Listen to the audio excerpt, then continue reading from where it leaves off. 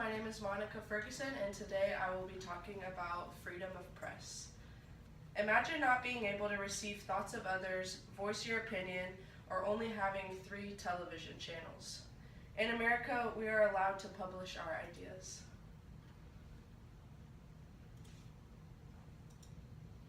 So today I will be talking about what does it mean that freedom of press has gone too far, what are the positive outcomes, what slander is, and how we would limit freedom of press.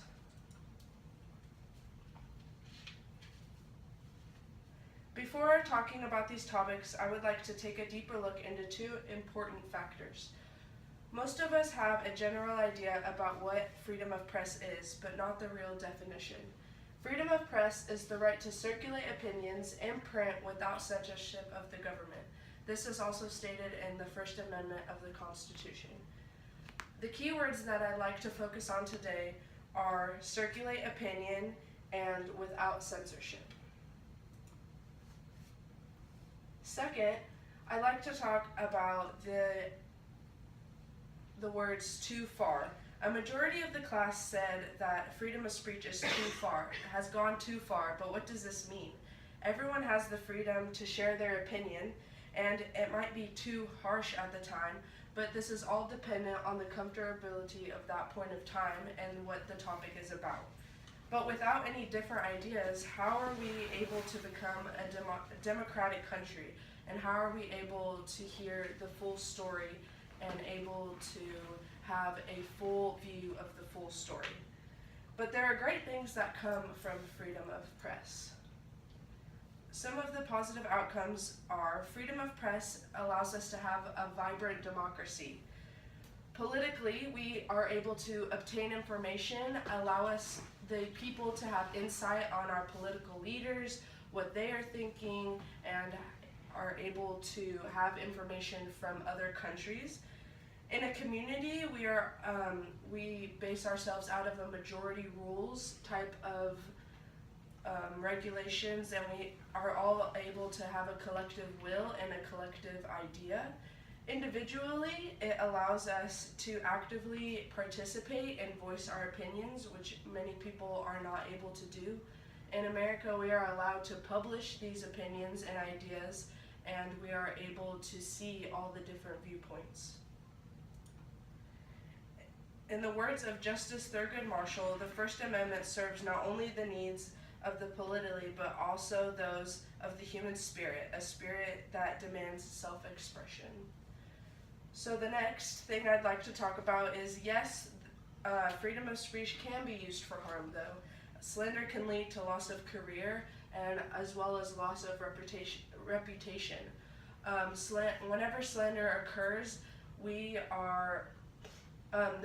is described as falsely publishing drama, gossip, not having all of the full information, and basically lying and gossiping or twisting the truth.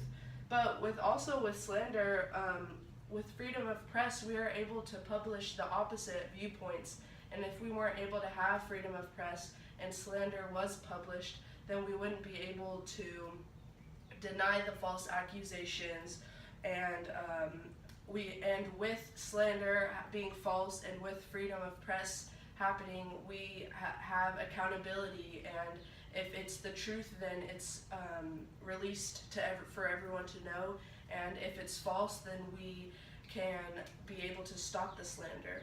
So, but if slander continues and we are not able to find out the truth and a lot of harm comes, how do we prevent this from happening? So if we prevent freedom of press, yes, it is possible. We have seen it from North Korea. They only allow one source of information to go into their country. But why would we want to do that? In America, we allow all of our opinions from other people to come together and have a final solution with majority rules and have different viewpoints from everywhere else. And we wouldn't want anything like North Korea to happen, because then we would be controlled and have limited information.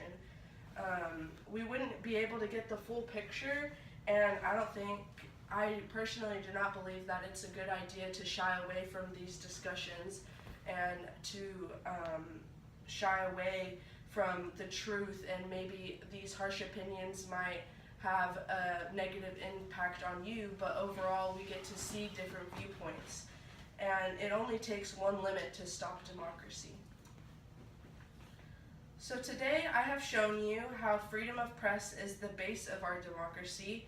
Then I proposed the idea of limiting press and why we in America should not resort to limiting just because we think freedom of press has gone too far, and how it will not work.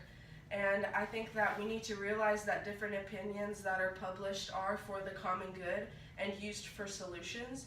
And even though we think they might go too far, it allows us to have an understanding of every side of the story.